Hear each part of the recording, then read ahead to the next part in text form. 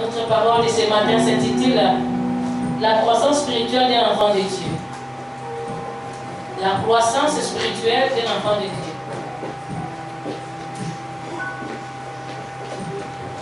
La croissance spirituelle d'un enfant de Dieu. La croissance, ça veut tout simplement dire le fait ou action de croître, de grandir. L'effet ou action de croître, de grandir, d'augmenter, de développer, de propager, de s'étendre, de se répandre. Donc la croissance, c'est développer, augmenter, de quelque façon, pousser, devenir plus grand, rendre plus grand. Ça, c'est la croissance. Quelque chose qui était petit, qui grandit. C'est ça, croître. Quelque chose qui naît et qui continue maintenant à pousser. C'est ça, croître. C'est ça, grandir. Donc la croissance, c'est l'action de croître ou de grandir, de pousser, de développer, de s'étendre, de s'extendre, de répandre, de se propager, de se développer, de prendre encore de la hauteur. Et si nous disons notre croissance spirituelle, c'est un fait qui n'est pas seulement physique, qui n'est pas matériel, mais qui est spirituel. Dans notre vie spirituelle, nous devons grandir, nous devons croître, nous devons développer. On ne peut pas rester les mêmes personnes depuis qu'on s'est converti et on reste les mêmes personnes, des années qui passent, on reste pareil. Mais nous devons faire des progrès. Nous devons nous propager, nous devons prendre encore de l'élan, prendre de l'étendue, nous extendre encore, nous répandre encore. Nous ne pouvons pas rester pareil comme on a été. Un enfant qui arrive à naître et qui ne grandit pas, c'est un enfant qui a une anomalie.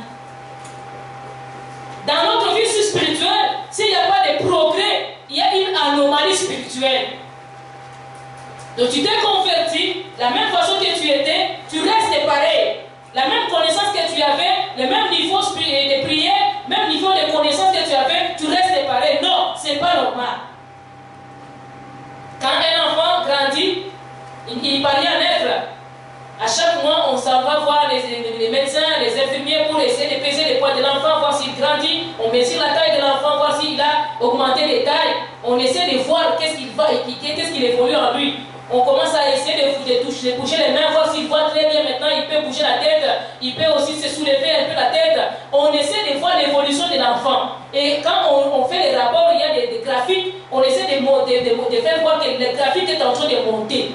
Une graphique de la croissance d'un enfant qui est en train de baisser, c'est une graphique qui est anormale et cet enfant doit voir le médecin, on doit connaître l'anomalie, il doit passer beaucoup d'examens pour savoir c'est quoi qui bloque sa croissance. Dans notre vie spirituelle aussi, nous devons grandir. Nous ne pouvons pas rester pareils. Nous sommes nés spirituellement. Le jour où nous avons reçu le Seigneur Jésus-Christ comme Seigneur et Sauveur personnel, nous sommes nés dans le royaume des cieux. Nous sommes devenus enfants de Dieu. On a maintenant la vie de Dieu en nous. Mais cette vie ne peut pas rester pareille. Cette vie doit pousser et va grandir. Alléluia. Elle va s'améliorer, elle va se développer et doit s'extendre. Et nous avons dit que notre thème, c'est la croissance spirituelle d'un enfant de Dieu. Ce n'est pas la croissance spirituelle d'un enfant sataniste. Les satanistes aussi grandissent dans les mauvaises choses. Tu peux commencer la magie aujourd'hui, la sorcellerie aujourd'hui. Tu peux aussi développer. Commencer aussi à faire de grandes choses dans la sorcellerie, dans la magie, dans l'occultisme, dans le monde du ténèbre. Et aussi grandir de la même façon. Mais nous ne sommes pas de ces côtés-là, mais nous sommes du côté des enfants de Dieu. Nous devons grandir avec Dieu. Ceux de Satan, ils grandissent avec Satan. Ils grandissent avec le péché. Ils grandissent avec les mauvaises choses. Mais ceux de Dieu doivent se développer et s'améliorer dans de bonnes choses. Augmenter et grandir, progresser dans de bonnes choses. Nous allons prendre le livre de Luc. On lit quelques passages. On va voir la croissance d'abord de Jésus lui-même, la croissance de Jean-Baptiste et la croissance de Samuel. Ce sont les trois personnes qui ont grandi de la même façon. Des gens qui ont été exceptionnels, irréprochables dans la Bible. Luc chapitre 2, verset 52, nous lisons au nom de Jésus. Chose. Tu peux commencer la magie aujourd'hui, la sorcellerie aujourd'hui. Tu peux aussi développer. Commencer aussi à faire de grandes choses dans la sorcellerie, dans la magie, dans l'occultisme, dans le monde du ténèbre. Et aussi grandir de la même façon. Mais nous ne sommes pas de ces côtés-là, mais nous sommes du côté des enfants de Dieu. Nous devons grandir avec Dieu. Celles de Satan, ils grandissent avec Satan. Ils grandissent avec le péché. Ils grandissent avec les mauvaises choses. Mais celles de Dieu doivent se développer et s'améliorer dans de bonnes choses. Augmenter et grandir, progresser dans de bonnes choses. Nous allons prendre le Bible dans le livre de Luc. On lit quelques passages. On va voir la croissance d'abord de Jésus lui-même, la croissance de Jean-Baptiste et la croissance de Samuel. Ce sont les trois personnes qui ont grandi de la même façon. Des gens qui ont été exceptionnels, irréprochables dans la Bible. Luc chapitre 2, verset 52, nous lisons au nom de Jésus. Tu écris les versets, Luc chapitre 2, verset 52 et le verset 40. Luc 2, verset 52 et le verset 40. Oui, 1 Samuel chapitre 2, verset 26. 1 Samuel chapitre 2, verset 26. Oui, Nombre 13, le verset 33. Nombre 13, le verset 33. Nous lisons Luc chapitre 2, verset 52, nous lisons au nom de Jésus. Et Jésus croissait en sagesse, en stature et en grâce devant Dieu et devant les hommes. Je le répète. Et Jésus croissait en sagesse, en stature et en grâce devant Dieu et devant les hommes. Et verset 40. Or, l'enfant croissait et s'est fortifié. Il était rempli de sagesse et la grâce de Dieu était sur lui. Je le répète. Or, l'enfant croissait et s'est fortifié. Il était rempli de sagesse et la grâce de Dieu était sur lui. Il croissait et s'est fortifié. On va dans le livre de 1 Samuel. 1 Samuel chapitre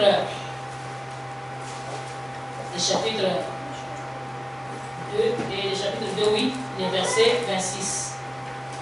Après nous en allons dans le livre de Nombre. Nombre chapitre 13, verset 33. Nombre 13,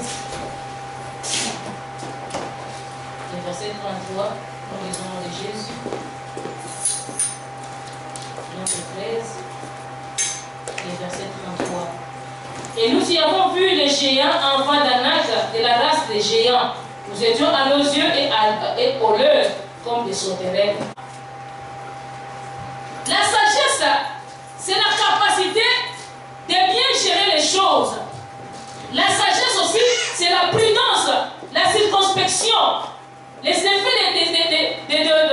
de sentir juste des choses. Tu es capable de sentir les choses de sa vraie nature. Et tu es capable aussi d'acquérir d'une façon divine ou humaine des choses surnaturelles et des compétences.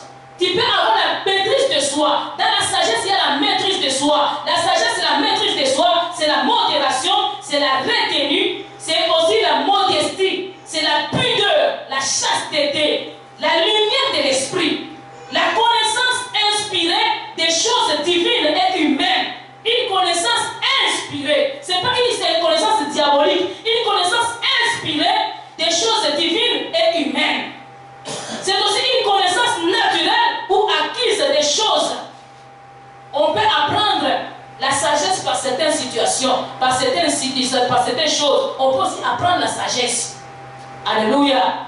La capacité de maîtriser les choses. Il y a tellement de choses que nous avons déjà fait dans notre vie que si tu pourrais reprendre les choses, tu peux encore regretter, dire que non, si je pouvais recommencer, je recommencerais mieux. Parce que tu avais agi sans sagesse. Tu n'avais pas de maîtrise. Une situation qui te tombe entre les mains, tu réagis brutalement, tu réagis sans réfléchir. C'est pourquoi la Bible te demande quoi? Il faut se réfléchir et tourner sa langue 7 fois avant de parler. Alléluia. Quand on manque cette prudence, on manque cette maîtrise de la langue, maîtrise du corps, maîtrise de soi, on manque la sagesse. Combien de fois il nous est déjà arrivé de manquer la maîtrise de soi, de manquer la sagesse par rapport à une situation, par rapport à des difficultés, par rapport à des choses qui arrivent brusquement. Combien de fois il t'est déjà arrivé de manquer la sagesse? Tu agis par sentiment, tu agis par impulsion. Quand tu agis par impulsion, tu manques la sagesse. Il faut que tu demandes la sagesse à Dieu. Une personne brutale qui agit, je m'en fous, advienne qui pourra. Tu manques la sagesse. Tu ne peux pas dire advienne qui pourra, je m'en fous. Si on va me tuer, qu'on me tue. Si on va me chasser, qu'on me chasse, je m'en fous. Advienne qui pourra. Quand tu décides encore comme ça, tu manques la sagesse dans la vie. Alléluia. En combien de fois nous avons manqué de retenue? Il faut apprendre à se retenir. La maîtrise de soi, c'est très important dans la Bible. Ça fait partie des fruits de l'esprit. Quand tu ne sais pas te maîtriser, maîtriser ton corps te pousse à la drogue, ça te pousse à, je sais pas, à la drogue, ça te pousse à la cigarette, ça te pousse, je sais pas, à l'impudicité, ça te pousse au bagarre, ça te pousse aux insultes. Et quand tu te laisses dans l'impulsion du corps, tu manques la sagesse. Nous avons besoin de la sagesse divine. Que Dieu nous aide dans chaque situation, qu'on n'agisse pas d'une façon impulsive, répondre à toutes les besoins que le corps nous demande. Des fois, le corps nous demande des choses qui ne sont pas bien pour le royaume des cieux, qui ne sont pas bien par rapport à la parole de Dieu. Mais nous devons aussi réagir contrairement à la volonté de la chair. Par la sagesse, on peut arriver à demander la sagesse à Dieu. C'est la sagesse aussi de Dieu qui peut nous donner la maîtrise de soi. La Bible déclare, la crainte de l'Éternel, c'est le commencement de la sagesse.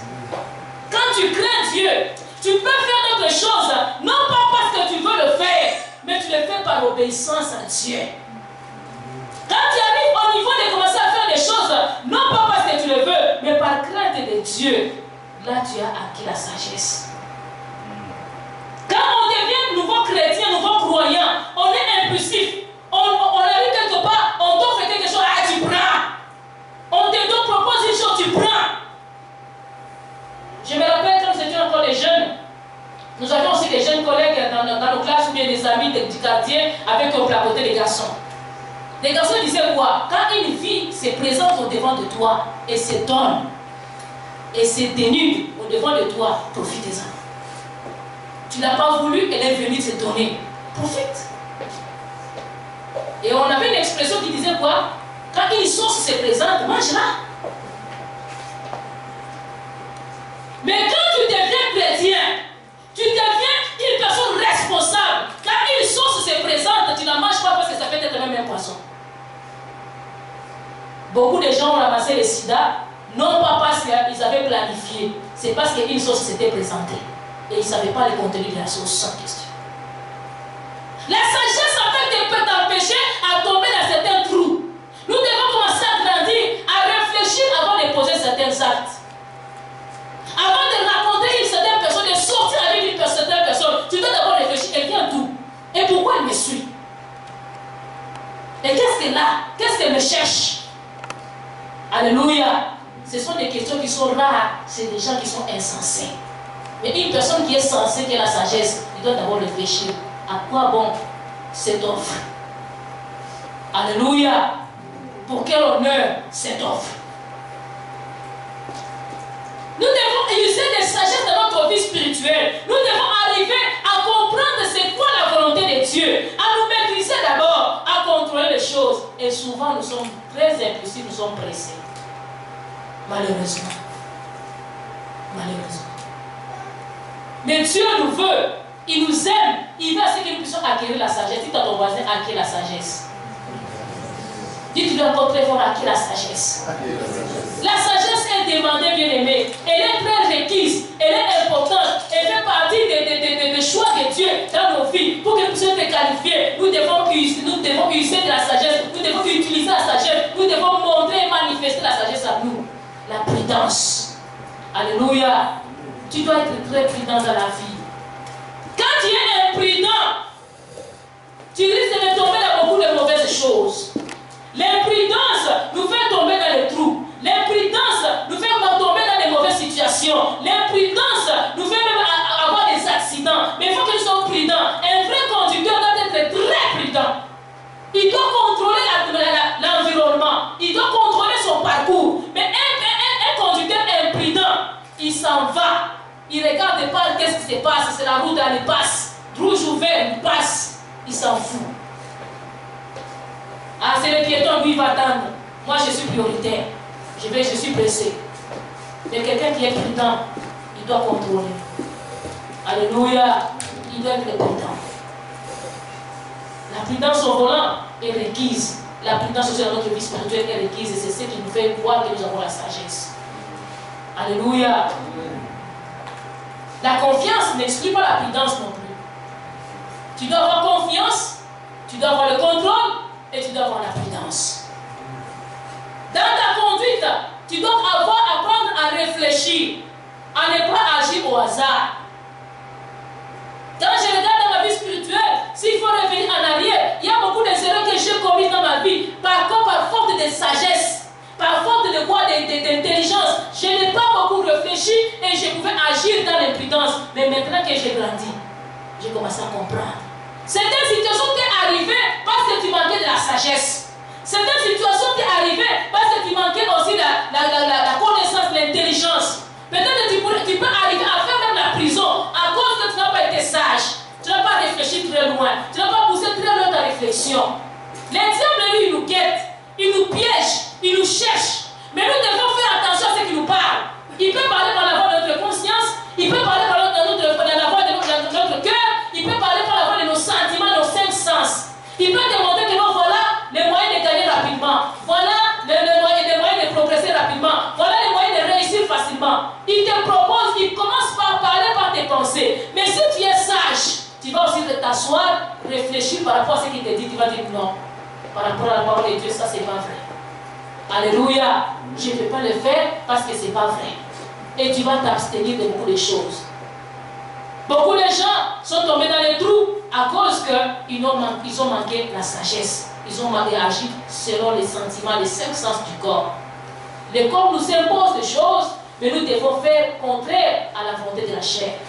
Par rapport à la volonté de Dieu, nous devons devoir priver à notre corps ce que le corps demande. C'est pourquoi l'apôtre Paul dit quoi? Je traite durement mon corps.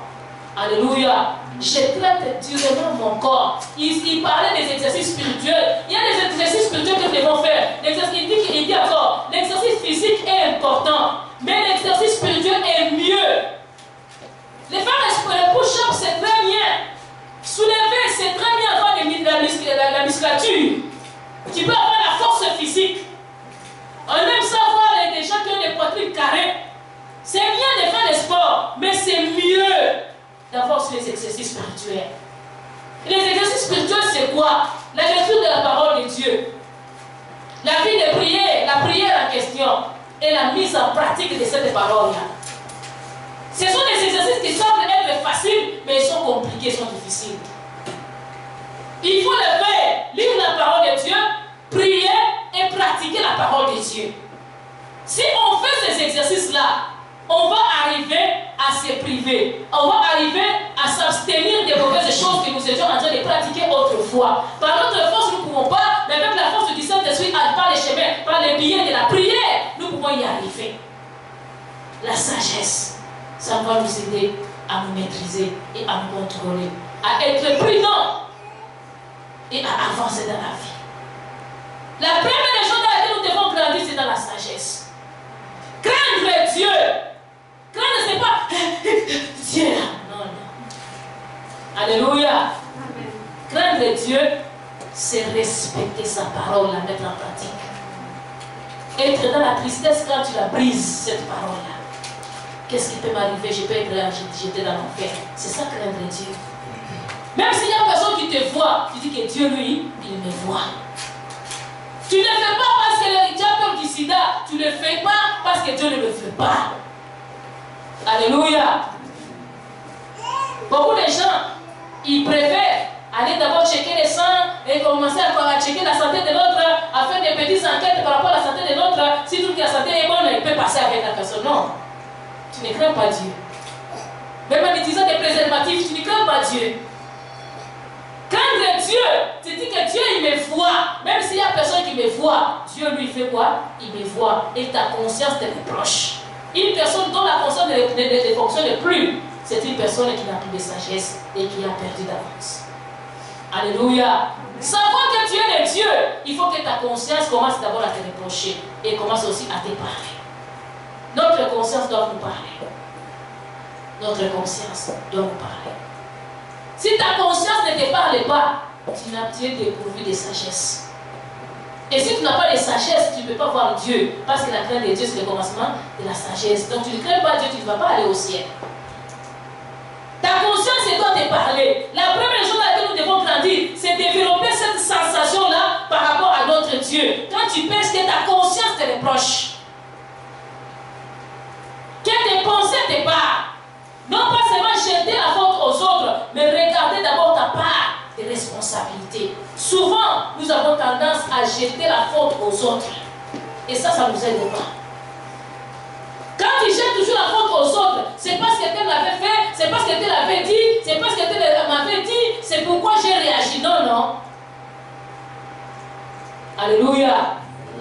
Alléluia. Amen. La plupart des hommes, ils te diront que non, j'ai trompé ma femme parce qu'elle avait fait. Les femmes aussi qui trompent leur mari, ils te diront que c'est parce que mon mari avait fait. Il m'avait dit. Personne ne dira que non, c'était pas ma faute. Même quand il y a divorce, personne ne dira que c'est pas ma faute qu'il y a eu ce divorce ici. Il dira c'est parce que l'autre il est. Alléluia. Beaucoup de gens jettent la faute sur les autres. Et l'autre même culpabilise les autres. Il est coupable. Mais à la place de reconnaître sa faute, il va faire tomber la faute sur l'autre pour que l'autre se culpabilise. Il manque de la sagesse celui-là. Il a la sagesse diabolique. Nous devons avoir la sagesse quoi? Divine. La sagesse céleste. Celle qui va nous pousser vers la volonté de Dieu, vers la parole de Dieu. Amen. Amen. Alléluia. Aujourd'hui, il n'y a pas d'amen. Hein? Amen. Amen. On frappe fort. Il faut supporter, mais supporter. J'ai vu un peu ce qu'on avait dit à Timothée de prendre un peu. J'ai pris un peu de l'onction du Saint-Esprit pour essayer de te dire la vérité. Amen. Amen. La Bible déclare que Jésus-Christ grandissait en sagesse, aussi en stature. La stature, c'est quoi? C'est la hauteur du corps humain. C'est la taille. Nous devons grandir en stature. Dites en stature. Première croissance, c'est en sagesse. Deuxième croissance, c'est quoi? En stature, en taille. Tu vas demander à votre gens, toi tu es petite comme ça, tu vas encore grandir quand? J'ai déjà arrêté de grandir. Alléluia. À 24 ans, déjà on arrête de grandir. Donc à 48 ans, je ne peux plus encore continuer à grandir. Dans la vie, il y a des gens qui sont de petites tailles, il y en a aussi qui sont de grandes tailles. Il y en a aussi des gens qui sont moyens. Mais tous ils ont des tailles. Alléluia. Il y en a des nains, il y en a des pygmées, il y en a des géants, il y en a de ce qu'on appelle en psychologie des leptosomes, c'est-à-dire des gens qui sont grands, très grands, des lancers grands, des leptosomes. Mais ce qui compte chez Dieu, ce n'est pas la taille extérieure. La taille intérieure, ça compte beaucoup plus. Tu peux paraître petit physiquement, mais tu es grand spirituellement. Tu peux paraître aussi petit, grand spirituellement, physiquement, mais tu es petit spirituellement. Mais Dieu nous veut être grand spirituellement. Il ne faut pas que tu sois un nain spirituel. C'est que depuis que tu es né, l'enfant, je vous ai dit, on le mesure la taille. On l'amène chaque mois à l'hôpital. On essaie de le mesurer sa taille, de voir combien de centimètres il a augmenté, combien de kilos il a augmenté. On essaie de voir les 3 premiers mois, l'enfant peut tripler les poids qu'il avait à la naissance. Après les 3 premiers mois, l'enfant commence maintenant à augmenter au moins 1 kilos, et puis après, de quelques grammes, de quelques centaines de grammes, et après de quelques grammes seulement. Donc l'enfant, il grandit progressivement. Mais en taille, on doit voir sa taille. Si c'est seulement la tête qui grandit, le corps ne grandit pas, cet enfant a une anomalie. Alléluia. On doit aller voir qu'est-ce qui ne va pas dans cet enfant.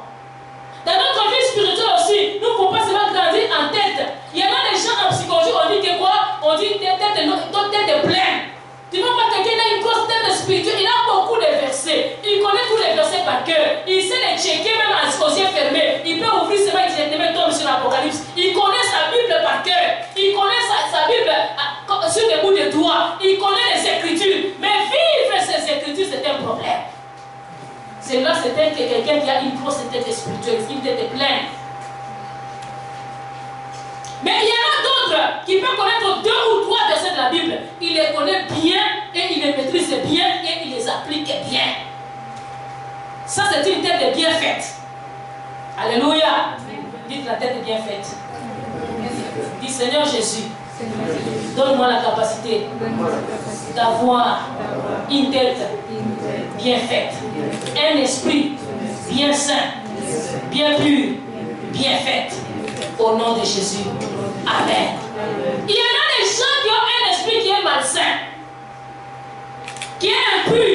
Leur esprit ne pense qu'à de mauvaises choses. Il ne pense que quand il voit les femmes, il voit déjà la femme venir nue. Il voit seulement que quand il voit un homme, il voit déjà l'homme venir nu. Il voit seulement les images, il commence à mal interpréter les images. Ça, c'est une peut-être un esprit qui est malsain, un esprit qui est mal fait. Il ne grandit pas. Quand on vient au Seigneur, on regarde un film pornographique. Quand on arrive au Seigneur, on doit maintenant nettoyer notre esprit. Nous devons nettoyer notre conscience, notre intelligence, notre mémoire. Nous devons maintenant commencer à voir des choses comme Dieu le voit et commencer à grandir, sortir dans la saleté, entrer dans la pureté.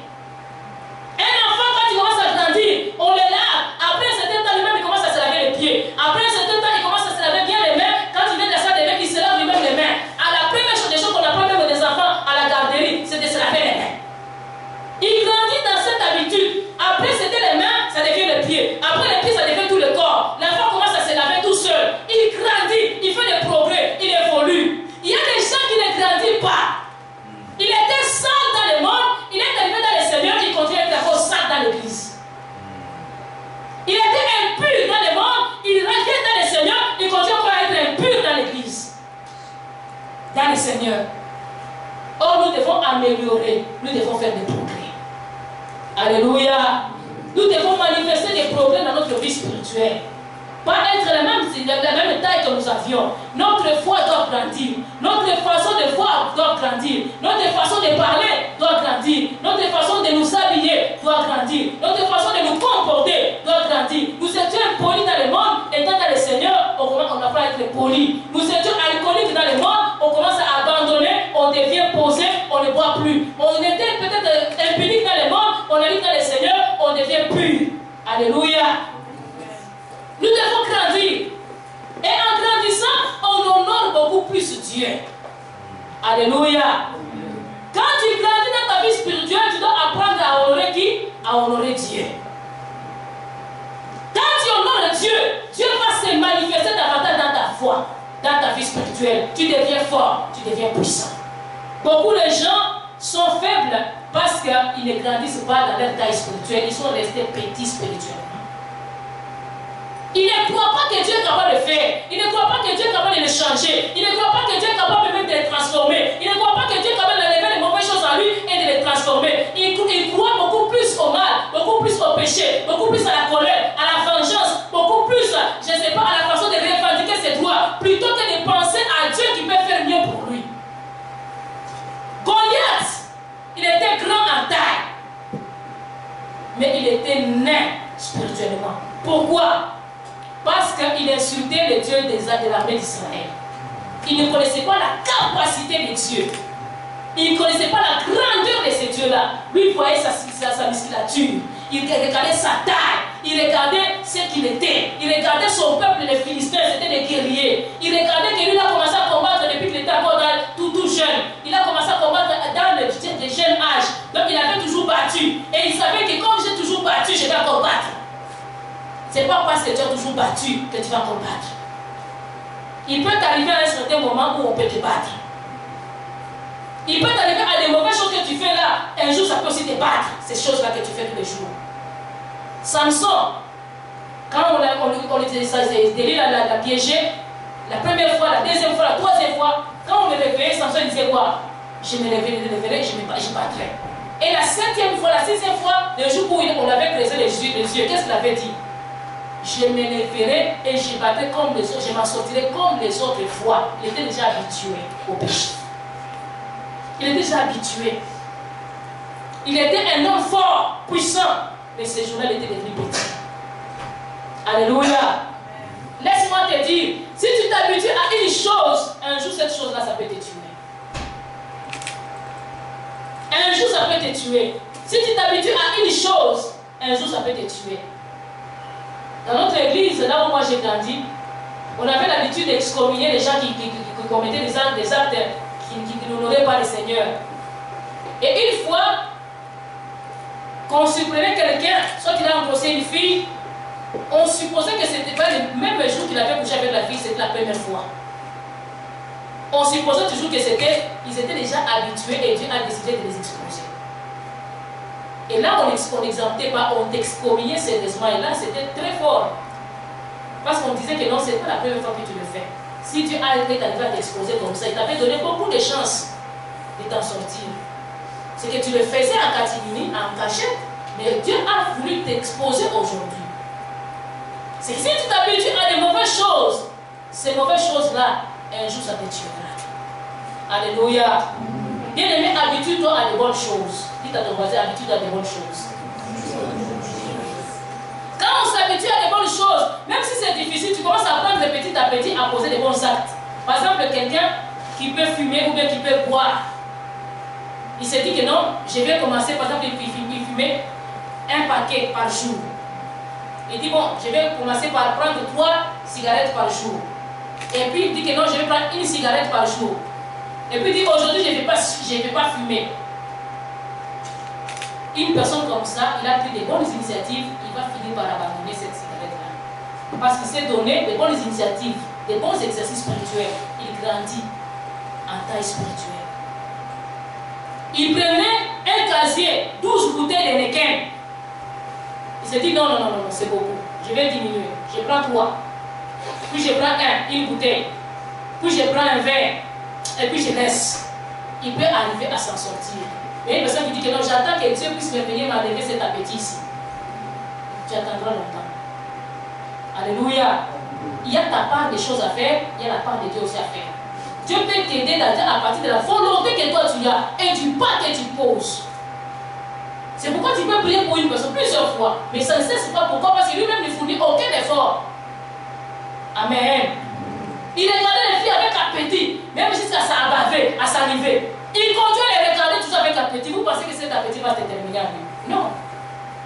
Mais même toi, d'abord, c'est donner l'effort. Il regarde, non, je ne veux pas. Non. T'en as un, non. Tu as le numéro de téléphone, tu vas. Ah non, je n'appelle pas. En t'efforçant, tu vas devenir plus fort. C'est en forgeant qu'on devient quoi? Forgeron. Tu veux grandir en stature, tu veux devenir plus fort, plus grand. Il faut que tu te donnes des défis, que tu crois en ces dieux-là et que tu te donnes aussi de l'énergie. David, il paraissait trop petit physiquement, mais David n'était pas à l'intérieur petit. Tu peux voir une personne grande comme Goliath, mais à l'intérieur elle est petit. Tu peux voir aussi une personne petite comme David, mais à l'intérieur elle est grand. Cette personne-là, il ne faut pas jouer avec cette personne-là. Parce qu'il peut arriver à te déchiqueter, à te détruire à un moment que tu ne t'attendais pas parce que tu es sous-estimé. N'estime pas quelqu'un par l'extérieur, par l'apparence extérieure. N'estime pas. Alléluia. N'estime pas. Parce que tu ne connais pas son intérieur. Quelqu'un peut dire avec toi maintenant, à un certain moment, il peut changer. Parce qu'il découvre que non, ça ne va pas. Il faut que tu arrives à grandir. En toi, qu'est-ce que tu as? L'énergie que tu as là-bas. Face à des situations, face à des problèmes, que c'est là qu'on connaîtra ta taille, ta vraie taille. Est-ce que tu es un Goliath spirituel, un géant spirituel, ou bien tu es un nain spirituel? Il faut que tu arrives à augmenter de ta taille face aux problèmes, que tu arrives à surpasser les problèmes. Quelle que soit la taille du problème, plus toi tu montes, c'est là que tu montes ta hauteur, ta vraie stature spirituelle. Tu n'es pas un petit. Les problèmes, ça t'affronte. Toi aussi, tu affrontes les problèmes. Les péchés, ça t'affronte. Toi aussi, tu affrontes les péchés. Les difficultés, ça t'affronte. Toi aussi, tu affrontes les difficultés. Les démons, les sorciers t'affrontent. Toi aussi, tu les affrontes. Tu ne te laisses pas battre. Il y a des gens qui disent qu'on m'a déjà battu, que je me laisse seulement faire. Mais non, tu perds. Alléluia. Même si on t'avait déjà donné un vrai coup, ça fait tomber une dent. Tu n'as pas encore perdu. Tant que tu as encore de la force, relève-toi, donne la dernière énergie. Regardez les boxeurs, ceux qui font la boxe. Tu peux les frapper, il est déjà par terre. On commence à tomber, à battre, avant qu'on puisse conclure que non, il est KO. Il se relève, quand tu dis, mais lui, on va lui déchirer la mâchoire. Il se relève et il reste dans le ring. Et puis il vient encore. Il n'a plus d'énergie. Tu les regardes et tu dis, mais lui là, on va les tuer. Mais il est toujours. Ah, même lui-même, il passe. Et quand il passe comme ça, lui, on lui retourne, il tombe encore. Tu dis, mais l'autre côté encore va frapper. Mais attendez voir. Si c'est un géant, vous allez le voir. Alléluia. Si c'est un géant spirituel, il va se relever avec la dernière énergie qui était laissée dans son corps. Il va se relever avec cette énergie-là. Il va donner un coup fatal à l'autre. L'autre tombe. Lui qui était fort, il tombe même peut-être, il peut même mourir sur le champ. Alléluia. Ne te laisse pas battre par les situations. Ne te laisse pas battre par les problèmes. Ne te laisse pas mortifier par les circonstances. Les problèmes, ça ne touche qu'à l'homme, ça ne touche pas à l'animal, ça touche à l'homme. Et quand ça te touche, il faut que tu te relèves avec la grande taille que tu as déjà acquis.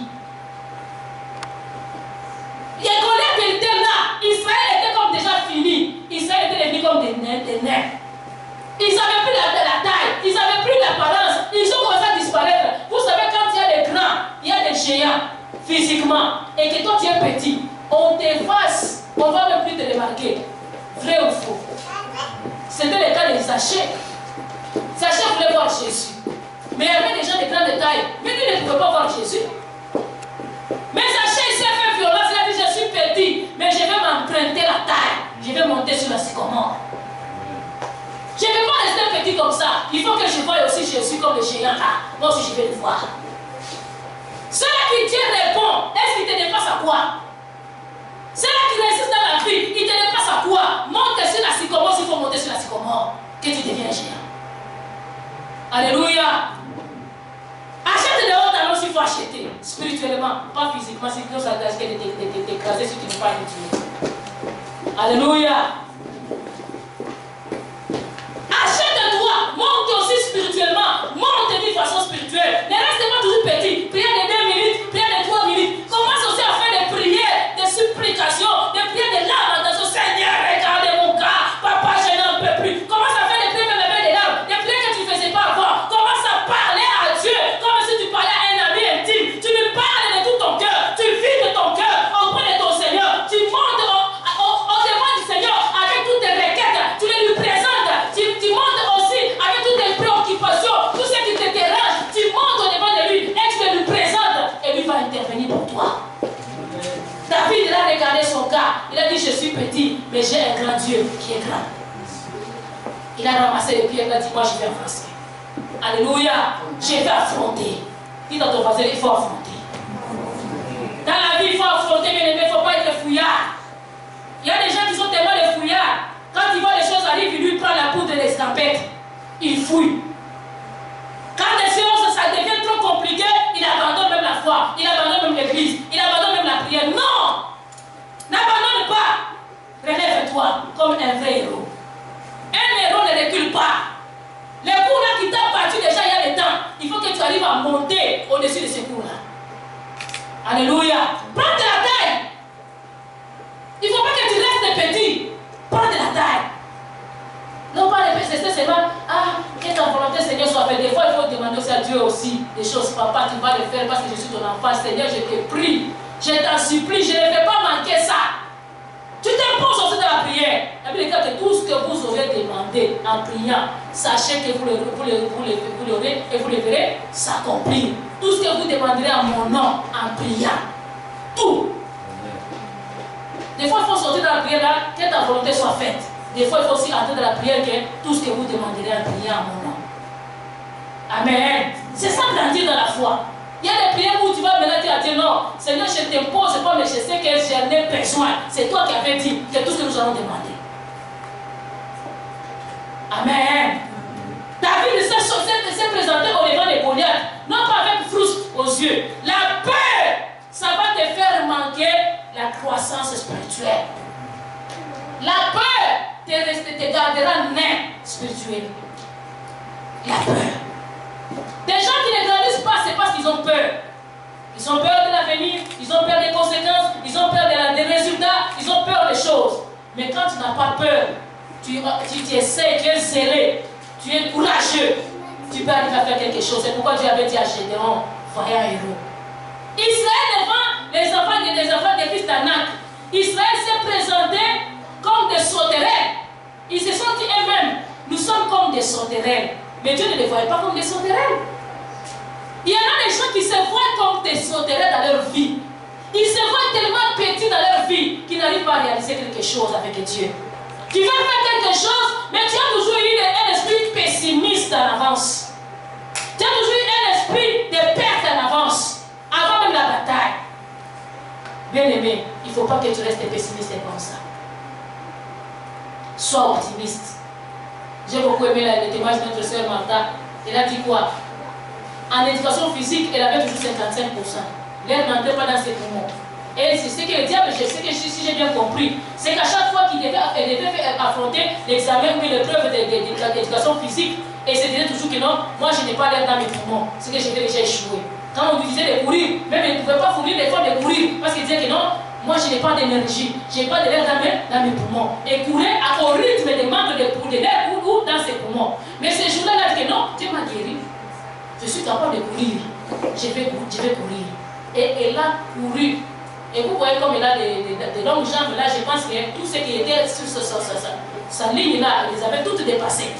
Parce qu'elle a déjà l'avance. Dieu l'a créé avec l'avance. Alléluia. Ces jambes, ça devait faire quoi? L'avance.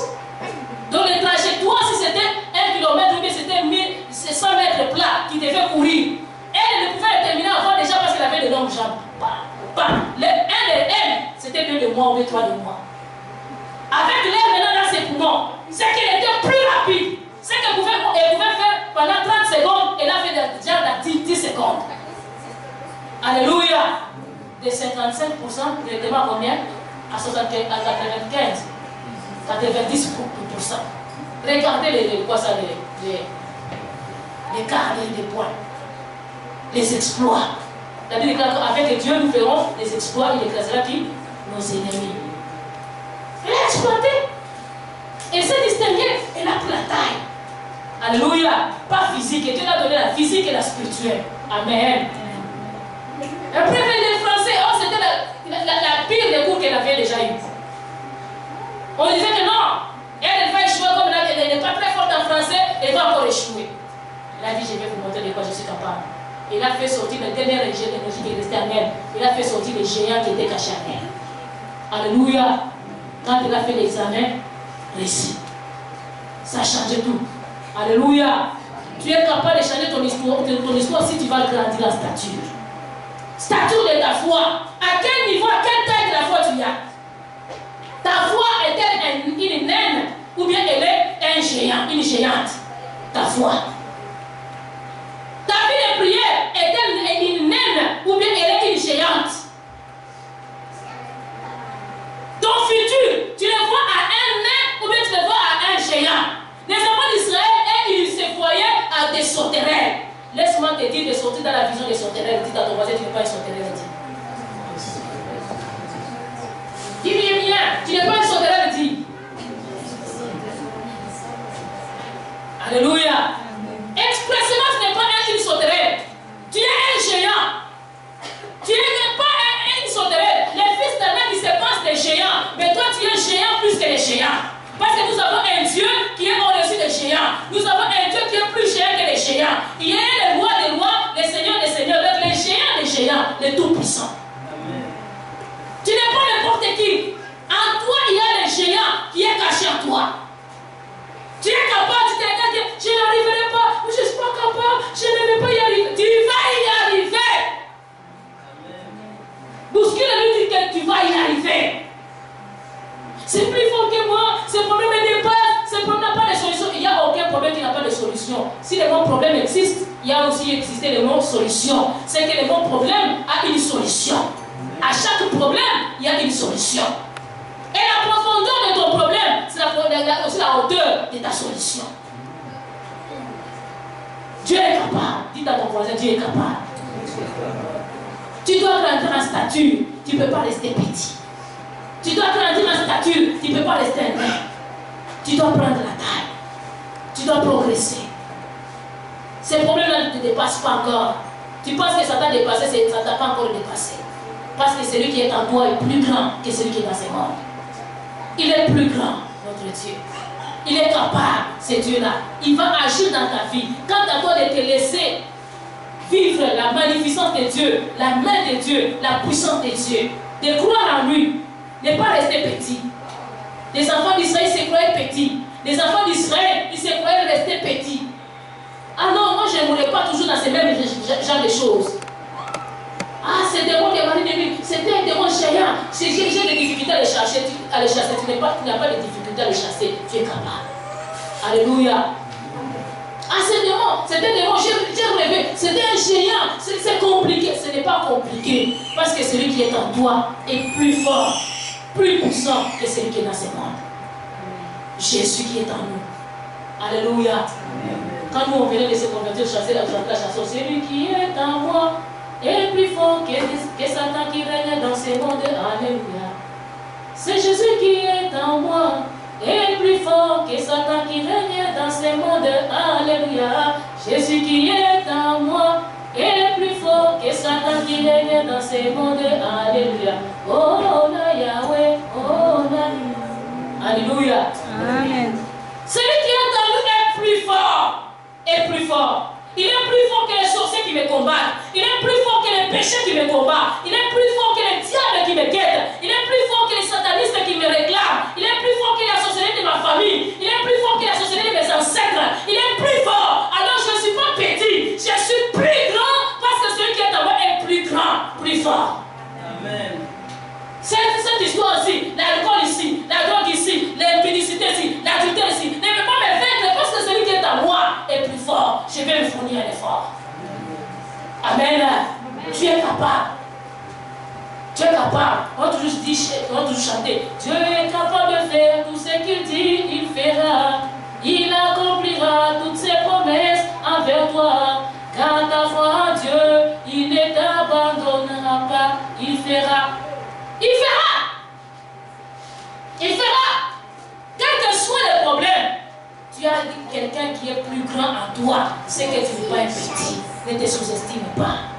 Souvent, on se sous-estime.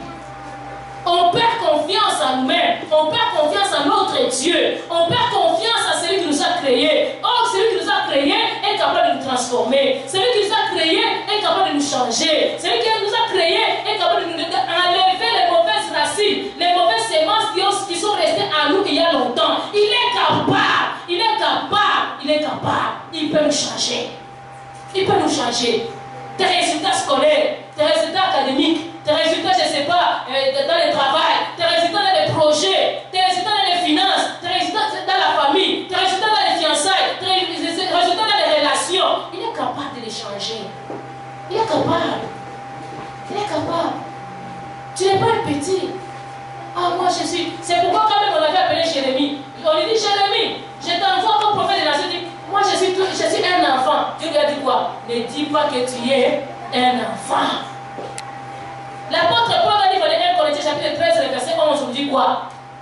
On nous dit que quand j'étais petit, j'ai parlé comme un petit, j'ai pensé comme un petit, j'ai raisonné comme un petit. Mais quand j'ai grandi, j'ai fait passer tout ce qui était de l'enfance.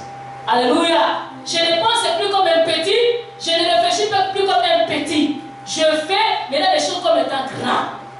Alléluia. Tu dois faire passer l'enfance qui est en toi. Tu dois le faire passer. Tu ne peux pas rester petit. Dans ta foi, dans ton langage spirituel toujours. Ah, moi je ne suis pas capable, c'est Dieu qui sait, c'est Dieu qui connaît. Moi je pense que j'ai été créé pour, je ne sais pas, échouer. Moi je pense que c'est le destin qui avait préparé ça pour moi. Moi je ne sais pas, c'est quel diable qui m'a envoyé cette personne dans mon chemin. Toute personne que Dieu t'a envoyée dans ton chemin, qu'ils soient bons, qu'ils soient mauvais, c'est pour ton intérêt. La Bible dit que toutes choses concourent au bien de ceux qui aiment Dieu. Cette personne a une mission à accomplir dans ta vie pour te faire grandir. Vois toujours les bons côtés. Tu vas arriver à vaincre les mal et à gagner. Alléluia. Si tu n'affrontes pas les méchants, comment est-ce que tu sauras que tu as la force physique, spirituelle? Si tu n'arrives pas à vaincre les mal qui étaient placés sur ton chemin, comment est-ce que tu sauras que tu as grandi? Tout ce que nous raconterons, nous n'allons pas seulement raconter des roses, on va aussi raconter des épines. Plus tu sens bon, tu dégages bien, tu es succulent, tu parles bien. Quand tu étais dans le monde, tu parlais comme des païens. Tu avais des paroles injurieuses, des paroles dures, des paroles méchantes. Maintenant, quand tu deviens dans le Seigneur, tu commences à te contrôler. Alléluia. Il y en a des gens qui, dans leur bouche, ça fait ressortir même des mauvaises choses qui étaient déjà cachées à nous, qui étaient déjà enterrées. Ça peut aller encore les faire renaître, les faire encore déterrer. Tellement que la personne te parle toujours mal, tu vas être obligé aussi de lui faire sortir quelque chose de mal. Mais quand tu grandis spirituellement, tu dois commencer à faire sortir ce qui est mauvais. Des mauvaises paroles, mauvais langage, tu commences à assaisonner tes paroles. Mettre un peu de citron, un peu de gingembre, un peu de muscade. De façon que tu puisses être bon et que tu mettes un peu de sel. Et quand on peut t'écouter, on sent que tu goûtes bien.